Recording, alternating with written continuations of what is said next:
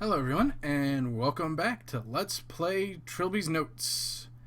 In the last episode, we experienced a massive flashback, and we got to experience a vision, basically, of the last few days of Matthew Defoe's life as he saw his father and his brother, and the whole horrible murders and deaths at the time. If you recall, in the last episode, I got a little stuck, because this next part wasn't... This is probably the thing that I actually dislike about this game, because unlike the other ones, the other puzzles were pretty intuitive and straightforward. Like, you could miss them, kind of, if you weren't paying attention. But, okay, so, remember we picked up those matches, right? And, well, we've been seeing these little smoke detector things right here. Now, if you bother to go outside, you can see that there's a fence and a hole in it. And if you look through the hole, you'll see that there's a small little garden on the ground floor, and there's a crowbar on a table, but you can't get to it because it's by a fence. And so the only way to get that crowbar is to go to the first floor right here and light the single match that we got.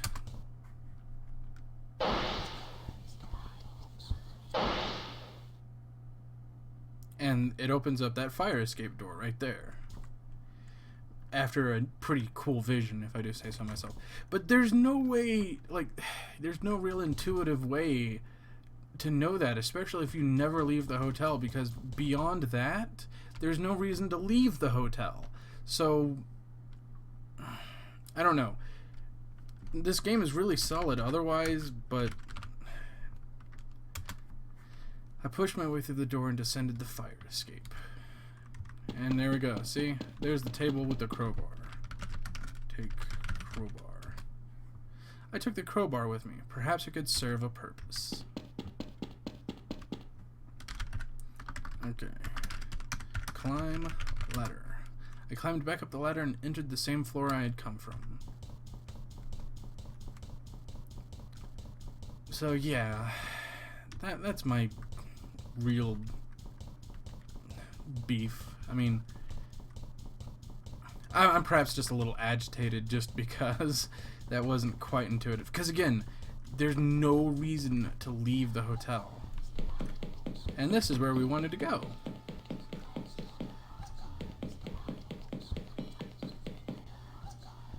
Because this is where we wanted to use the crowbar. Use crowbar. The crowbar was very old. I doubted it possessed the necessary strength to do that. Okay, use crowbar on door.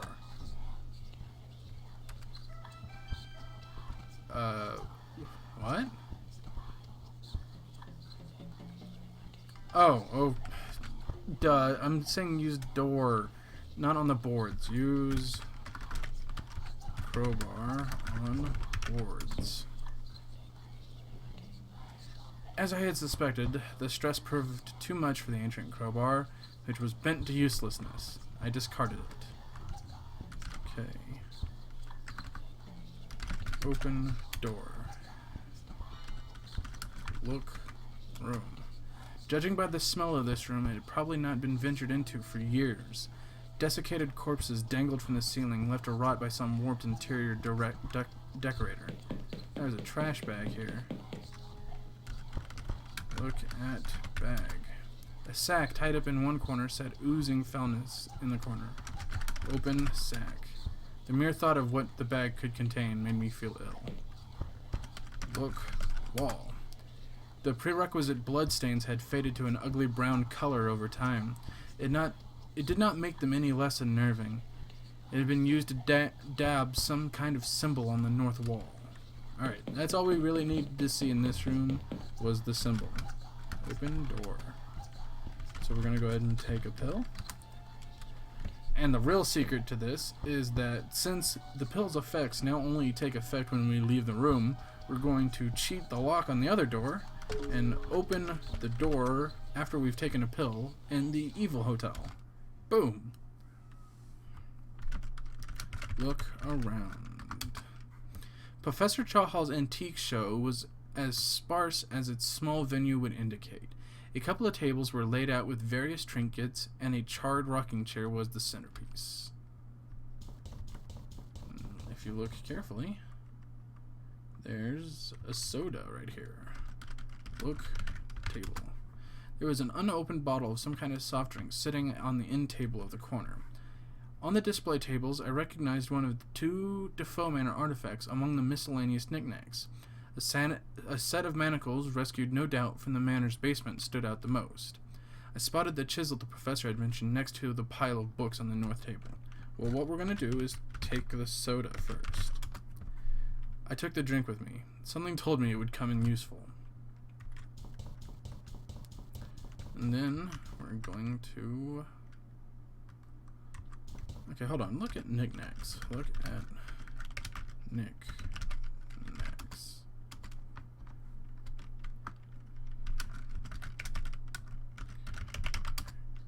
Okay. Look at table.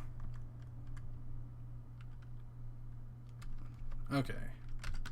Look at knickknacks. Okay, never mind. You're gonna be picky about that.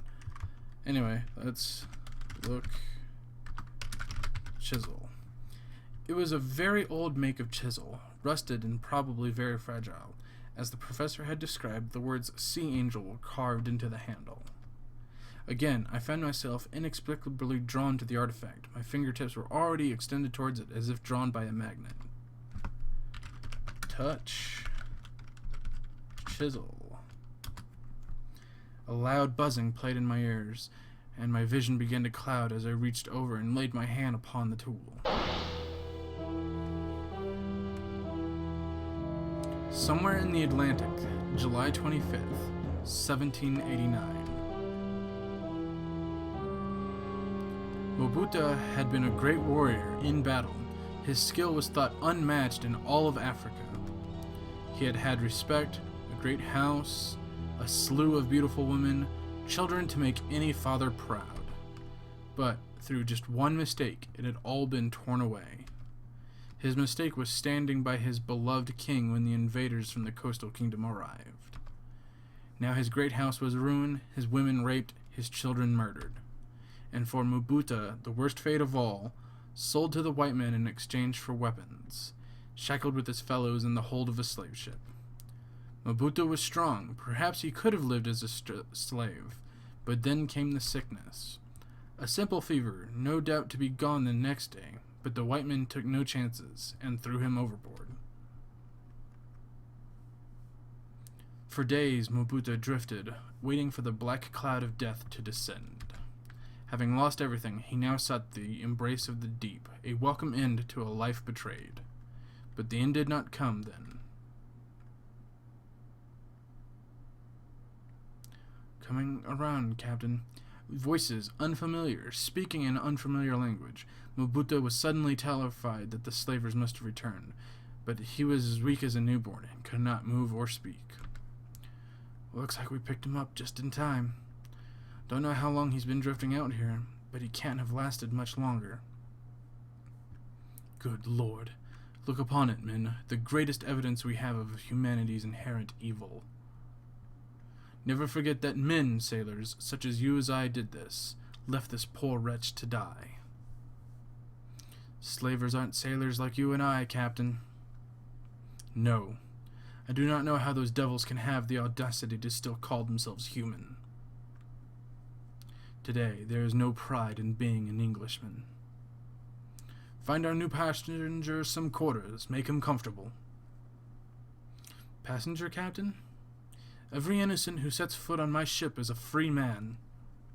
Is there something about this policy you find questionable? Not at all, Captain. No, these were not the slavers. This ship was different, less crowded with terrified black faces. There was anger in the voices of the white men, but not directed at Mobutu. Still frightened, but somewhat reassured, Mobutu passed out. Days passed, and Mobutu's health was restored. To have been rescued by the ship of these good white men had been a fantastic stroke of good fortune. He decided that it had been the will of the gods that he should survive, and that proper thanks would be in order. An idol, that was the answer. If he could just find some suitable wood and a sharp blade, he could carve the finest idol of his life. Alright. Let's talk men. Okay. Talk sailors. Mobutu could not understand the white men's language, and any communication would have to be nonverbal. Okay. Look, man. There were several crewmen tending to the ship scattered around the deck. Despite the language barrier, Mobutu could tell they were friendly and cordial. Look at Carver? Okay, no. Let's go ahead and point at Chisel. Alright there, laddie. Oh, I see. You want something to carve with. Here. The sailor handed Mobutu a sharp, almost brand new worksman chisel. Just bring it back when you're finished with it. Alright, so, well, we got...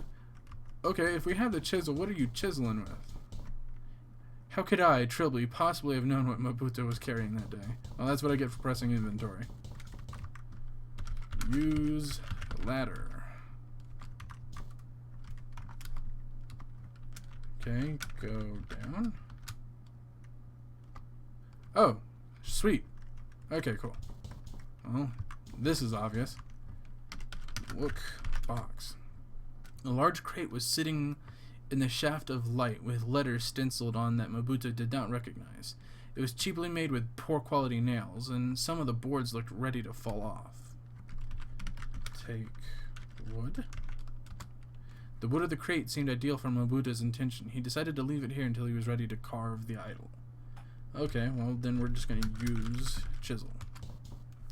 With the chisel and the wood of the crate, Mobutu could finally create his offering.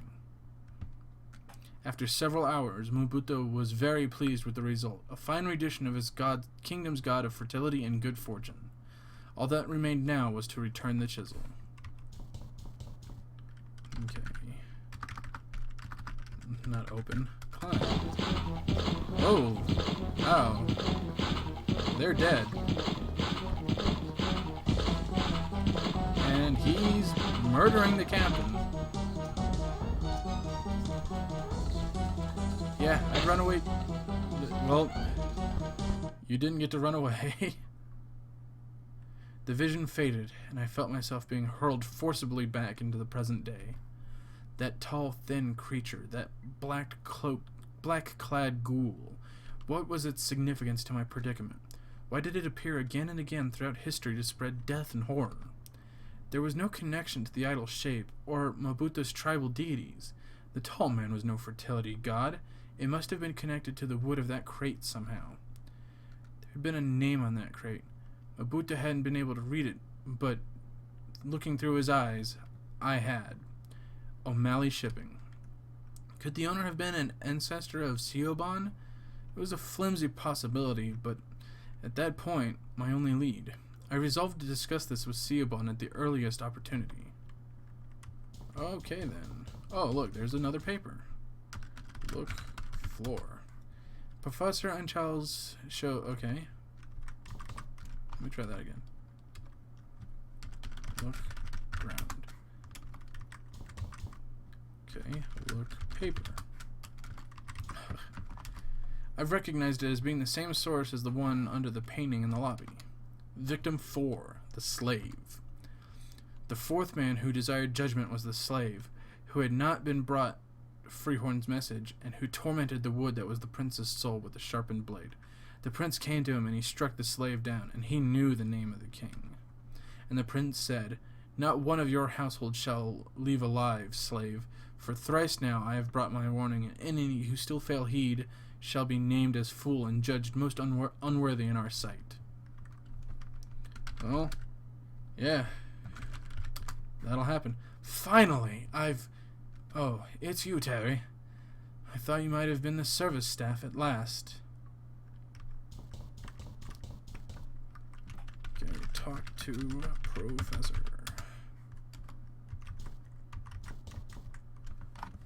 About staff? You haven't seen any of the hotel staff since our first conversation in your room? No, it's very odd. I can only presume the hotel is closing, but it's still light outside.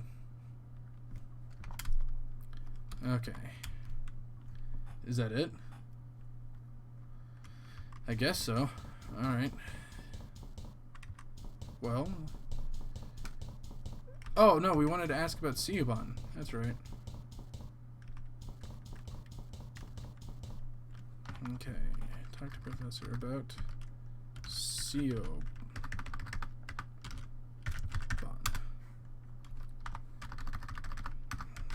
Woman. Where's Siobhan? She said she was going to get a drink. I keep telling her it's not right for a girl her age to drink so much. But what do I know about young people today? Alright, well, she has to be in the bar then. Open door. Mr. Ralby, have you seen any of the hotel staff anywhere? I'm afraid not. Perhaps they go to bed early in these parts. Okay, sit. Okay.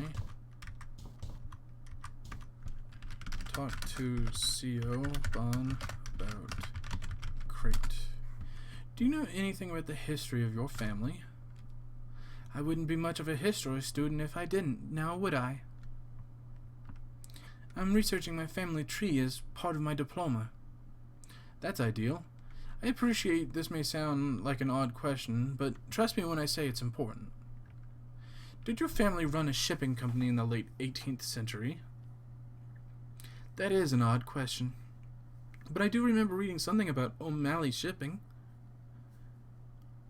I'd have to check my notes. I left them in my book bag. Could you meet me in my room about 5 minutes? I'm in 2A next to a bed. Certainly. I'll see you there then. Alright, so essentially all we're going to do is just go there. Open door. Hopefully we don't get sucked into the evil world. And we got sucked into the evil world.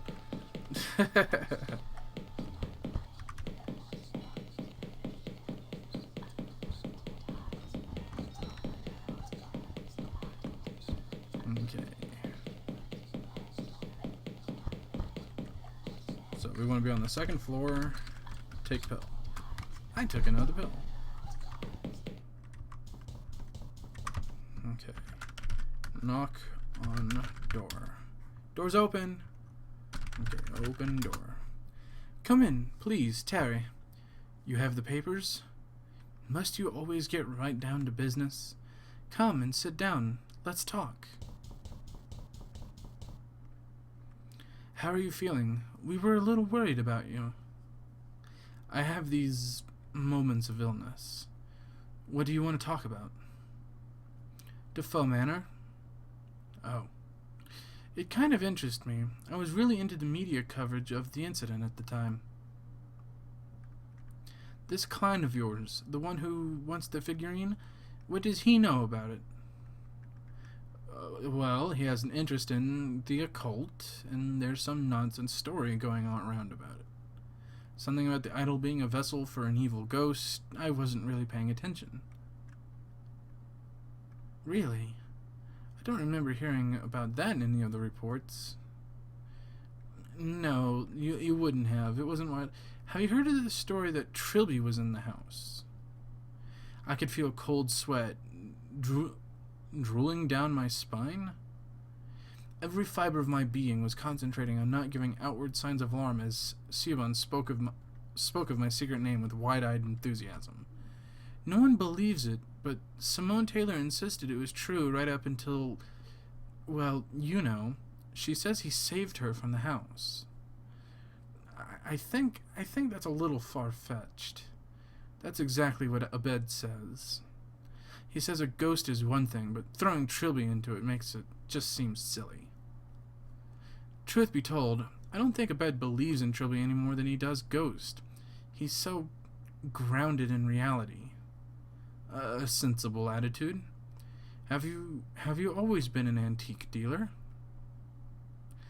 Siobhan, please. I came to talk about... Let me put that another way. Have you ever been an antique dealer? I knew it! The outfit, the hat, Terry Ralby. You're him! You were in Defoe Manor. And now you've come here to finish off the ghost. Siobhan, I always knew there was something else. In this world, that there was something better, more glamorous, just below the surface. Will you take me with you? Listen to me. There's nothing glamorous about what I do. I live in shadows that threaten to consume me every single day. And if you pursue this any further, you're going to walk straight into one. What? What are you talking about? There's something extremely dangerous in the hotel. I don't know what it is, but... Oh God, no!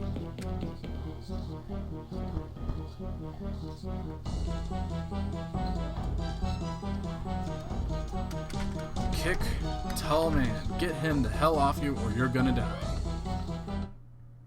Oh no. Siobhan was out cold, but uninjured. She would probably be safe on her bed while I continued my investigation.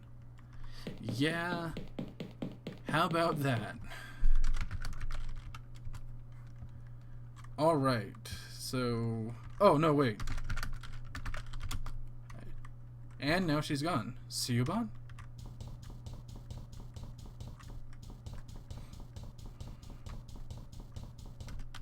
Look at table. A desk stood opposite of the bed. Its only features were a television and a discarded backpack, presumably Siobhan's. Open backpack. Under the circumstances, Siobhan probably wouldn't mind. There were a few textbooks, a half-empty water bottle, and a large folder locked O'Malley Family History. This, I decided, was my quarry. I flipped through the pages until I reached the information relevant to the 18th century, and read my discoveries out loud. The Liverpool-based O'Malley Shipping Company ran for 3 generations of the family in the mid to late 18th century, until the loss of one of their clippers drove the company to bankruptcy. The owner at the time, Jacob O'Malley, placed the blame somewhat irrationally on a shipping crate which the family legend alleged to be haunted, and that had been on the ship at the time. There are numerous tales of bizarre events surrounding the crate, and the story of the crate's origin is no less mysterious. It goes that a strange young man came to a carpenter's at the Liverpool dockyards with a very expensive-looking harpsichord, which he insisted be smashed up and the wood used for whatever purpose the carpenter desired. He refused to leave until the instrument had been utterly broken into its component parts in front of his eyes, and the wood sent to be made into crates for O'Malley shipping. When pressed for his name, the man identified himself as one Jack Freehorn. The Rooms of Jack Freehorn, July 28th, 1778. So what trifle have you been wasting your father's money on now, Jack? What does it look like? A harpsichord, actually, in the Flemish style. Quite old, quite expensive. Well, I suppose I should be grateful that something is distracting you from the occult for once. I fear you may be speaking too soon, my friend.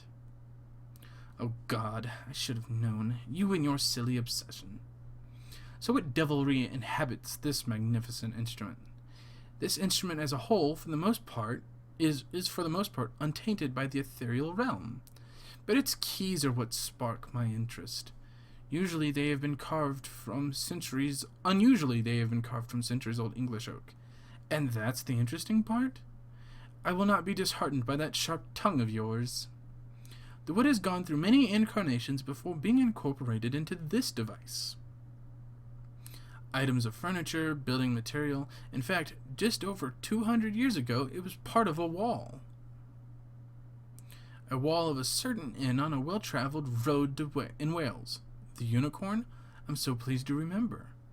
I could hardly forget it, the way you've been obsessing quite heartily over it of late. Your correspondent persists in filling your head with rubbish about ghosts and demons. I count myself very lucky to have tracked down even a small piece of that holstery. I know I've already told you some of the wonderful stories attached to it, and this instrument has had its fair share of mysterious happenings. The usual batch of strange noises, sudden madness, and inexplicable deaths? See sense, my friend. The curiosity of yours for all things ungodly has no doubt already befouled your mortal soul. You are a fine fellow, Wilbur, but you have not a drop of romance in your body. Now stop browbeating for my inquiring mind and let us take dinner. That night, Jack was stirred from his bed by the sound of music emanating from his new instrument. His first thought was anger, mostly because the harpsichord was an antique, never intended to be played. But then he listened to the haunting melancholy tune and felt his stomach roll inexplicably with fear. Who's down there? Wilbur? Is that you?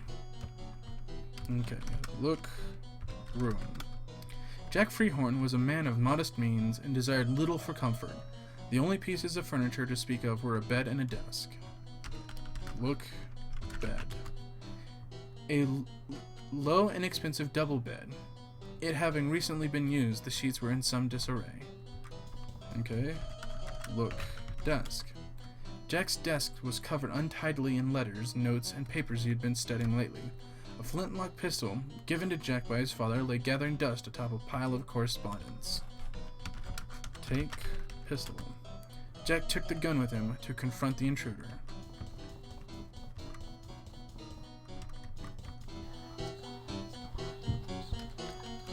Look at Tall Man. The tall man was playing a haunting melody on the harpsichord. Except for his hands, his body was completely still.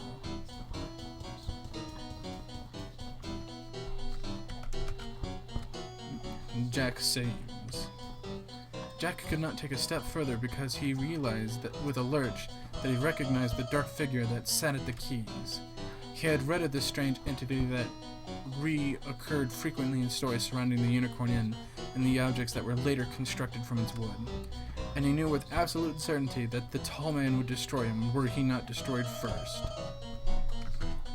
Shoot, tall man. You won't take me, demon!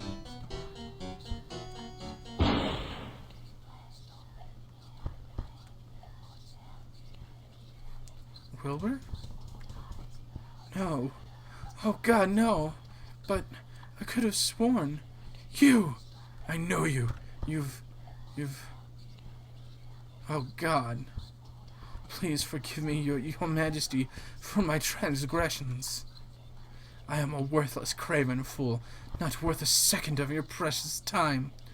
I beg you, spare me. I will redeem myself for my offense. I will be yours forever, my body, mind, and soul.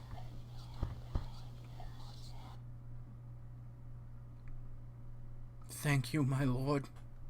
Thank you. Identified himself as one Jack Freehorn. This may well have been the same Jack Freehorn who went on to form a bizarre religious cult. A depraved group of paganist worshippers who were spoken of with much derision by conventional society. With my latest flashback, my knowledge of the history of the cursed wood gained another step. Before the crate, it had been a harpsichord, and sometime before the harpsichord, it had been part of some kind of upholstery in Wales. An inn called the Unicorn. Why did that ring a bell somewhere in my recent memory? I had definitely seen something in the Clanbrowen Hotel that had linked to the place, but where? Well, if you recall, in the showroom, there was a placard with a unicorn on it, which is what I was trying to identify earlier. However, we have just run out of time, so I hope you guys will stick around for the next episode. Take care, everyone. Bye-bye for now.